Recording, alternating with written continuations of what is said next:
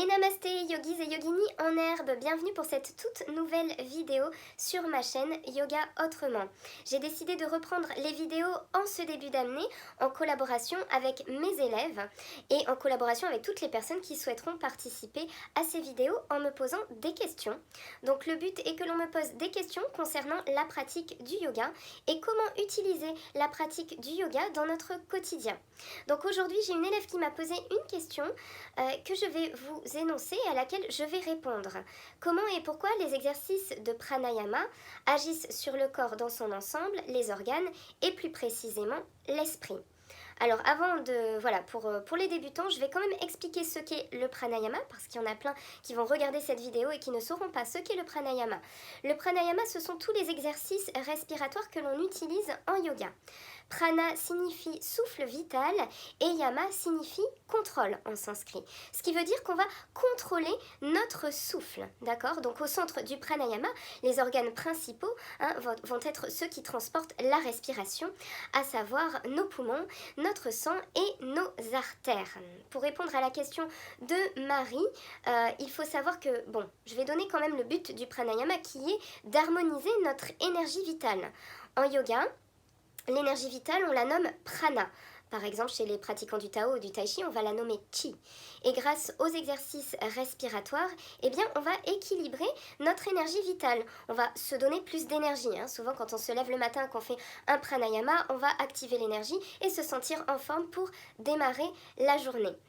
On va, à travers le pranayama, bien évidemment, à travers le souffle, la respiration, libérer les toxines, purifier le corps, le purger des toxines, puisque les poumons sont un des émonctoires principaux du corps.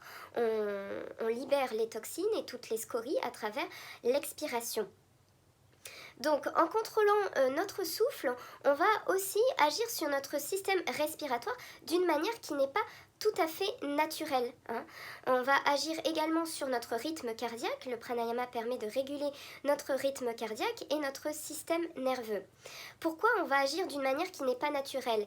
Eh bien, simplement parce qu'on va inspirer, on va bloquer le souffle, on va expirer, on va peut-être inspirer plus d'air qu'on en expire ou l'inverse. Il faut savoir qu'en yoga, on a différentes pratiques qui vont nous permettre de contrôler le souffle, de le maîtriser et de l'amener dans le corps d'une manière qui n'est pas du tout naturelle. Comment le fait de ne pas respirer naturellement va agir sur notre esprit? Eh bien déjà, on va mettre l'esprit et le mental sous tension parce que lorsqu'on effectue des rétentions de souffle ou kumbhaka, on les appelle comme cela en yoga, on met un petit peu notre mental sous tension parce que c'est pas naturel de ne pas finalement inspirer et expirer. On le fait de manière totalement inconsciente. La respiration, elle est vraiment inconsciente et le fait qu'on la contrôle, qu'on la maîtrise, on va justement agir sur notre mental au même titre qu'on va agir sur nos organes, sur notre cœur, sur les échanges gazeux qui se font au niveau des alvéoles pulmonaires et du sang, parce qu'on va justement amener un fonctionnement non naturel dans notre corps, dans nos organes et au niveau mental. Qu'est-ce qui se passe lorsque justement je fais des respirations contrôlées ou j'agis sur ma respiration en faisant des kumbhaka? Eh bien, je vais en fait mettre en place un système différent au niveau des échanges gazeux qui se font dans mes poumons. C'est-à-dire que je vais avoir plus de CO2 qui passe dans mon sang ou moins de CO2, d'une manière ou d'une autre. Je ne vais pas vous expliquer en détail parce que là on va rentrer dans l'anatomie, ce qui va faire que le taux d'acidité dans le sang va baisser. Le fait que ce taux d'acidité baisse, ça va vraiment nous amener un bien-être général et ça va amener aussi une détox.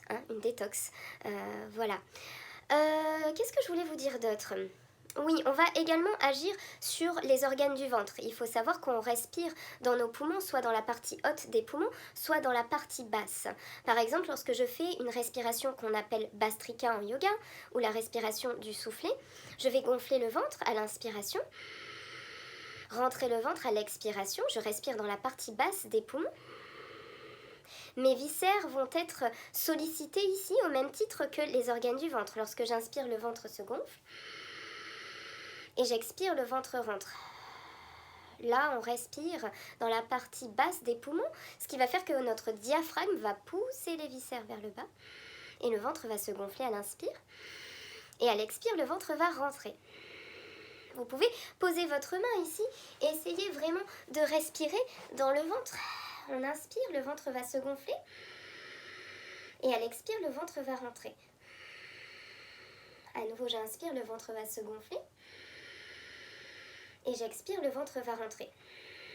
Lorsque je fais un Bhastrika, une respiration yogique, on rythme cette respiration, ce qui donne ceci.